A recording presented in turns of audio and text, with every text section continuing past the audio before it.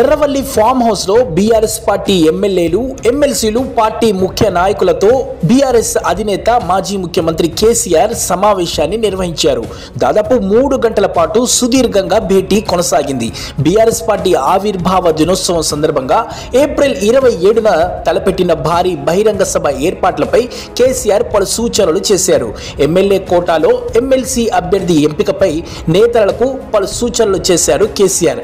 ఈ నెల 12 నుంచి అసెంబ్లీ బడ్జెట్ సమావేశాల్లో బీఆర్ఎస్ పార్టీ ఎమ్మెల్యేలు ఎమ్మెల్సీలు అనుసరించవలసినటువంటి వ్యూహాలపై కేసీఆర్ చర్చించారు.